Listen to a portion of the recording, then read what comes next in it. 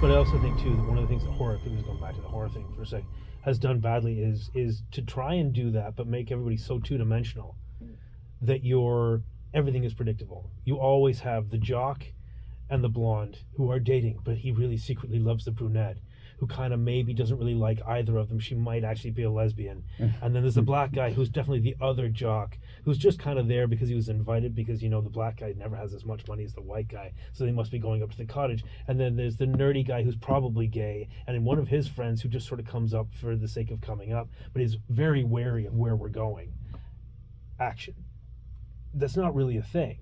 And then there's an axe-wielding maniac, just kills them all for no reason, for whatever for reason. Absolutely, and then no there's reason. always one person Well, it's left always the blonde. alive. It's the final girl. There's always the final girl. Who's always the blonde. So what about Scream 1, 2, 3, 4, 5? I know you're saying same thing I talked about. Yeah, I think the Scream 1 that Wes Craven really tried to play on those tropes as a bit of a joke, but I kind of think the joke fell a bit flat and everybody started taking it seriously, and then it just kind of kept going and became what it was playing against, and we just got more of it. I mean, in the same era, I Know What You Did Last Summer was exactly the same thing, and we started seeing that with even some of the Halloween. That's right. Even Buffy the Vampire Slayer got better, but started off a bit like that. I think the only series realistically that didn't was Supernatural.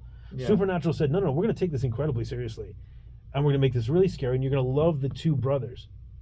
And then everything else happens around them. So you're willing to follow them for 17 seasons? Yeah, something like that. Yes, Supernatural got a long time. Now, why do you think that is? Well, because of the characters. Story. Yeah. Story. Yeah. Sorry, Right? Peter. I know you explained it. Because, anything could have happened to these two guys. It just happened to be that they were demon hunters.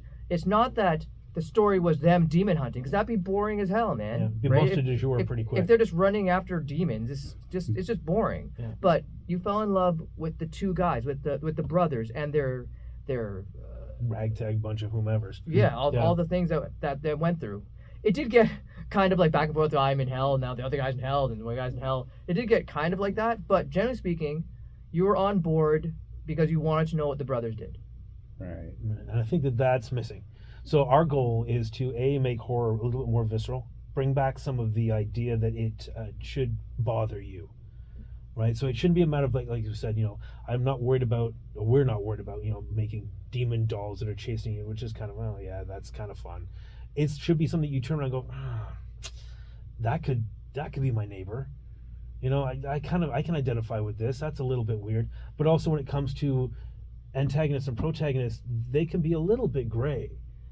I really love the idea, and I know Peter does, we talk about this all the time, of when sort of an antagonist carries over and doesn't change, but we start to go, okay, I don't sympathize or empathize, but I'm weirdly kind of infatuated with the character of it. I think Dexter's a great example. We talked about Dexter, and what do you guys think of Dexter coming back soon? I just want to know why.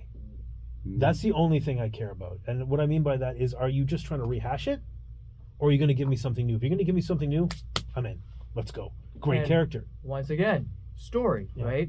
Even though Dexter is a depraved, evil human being, evil incarnate, but you're still on board with it, right? You still want to know about this person's psychoses, right? You're in it. You want to know about him. And that is the crux of storytelling, is telling the character, not telling the things around the character.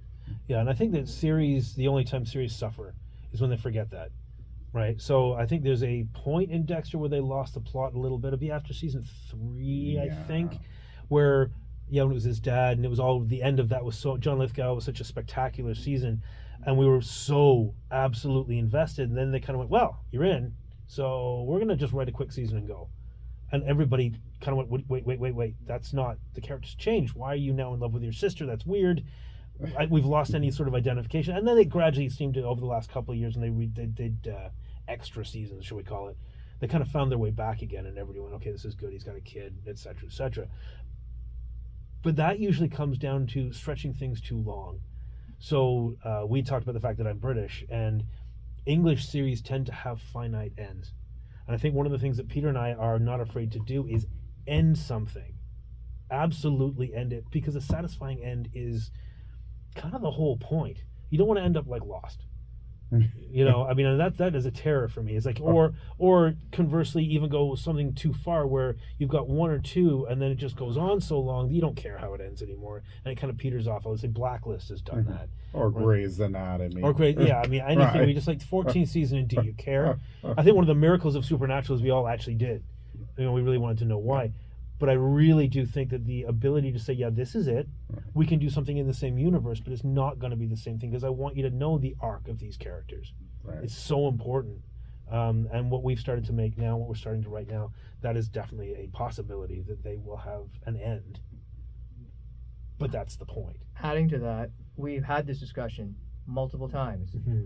and we've both decided that it needs to have a finite. It needs to have a finite end, and it should be something fairly dramatic.